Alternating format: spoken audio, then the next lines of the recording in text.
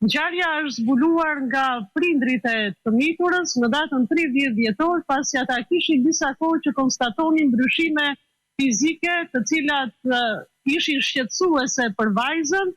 Vajza kishte shtuar në peshë dhe kishte deformime fizike, për të cilat prindrit dyshuan që mund të ishte një situatë e cila duhet patjetër që duhet referuar te mjeku. Ata mendonin që ajo ishte smur, kishte një problematik shëndetësore, e dërguan vajzën për ekzaminime të detajuara në spitalin e Korçës dhe pas ekzaminimeve të nevojshme dhe kontrolleve mjekësore, mjekët e spitalit të Korçës arritën në konkluzionin që vajza ishte shtatzan dhe ishte në javën e 22 të shtatzanisë. Ishte një moment shokues për familjarët, të cilët menjëherë kanë referuar rastin në komisariatin e Pogradecit, ku janë pritur edhe nga prokurori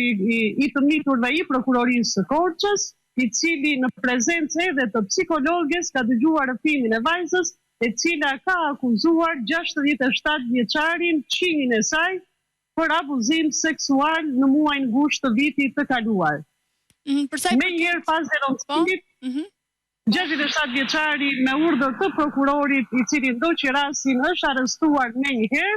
ndërkohë që vajza është ushtruar terapive dhe po vazhdon ende të jetë në terapi nga një psikologe dhe po mbahet në vëzhgim dhe në kujdes shëndetësor psikologjik, pasi gjendja e saj shëndetësore është e rënduar dhe po kalon një traumë shumë të vështirë.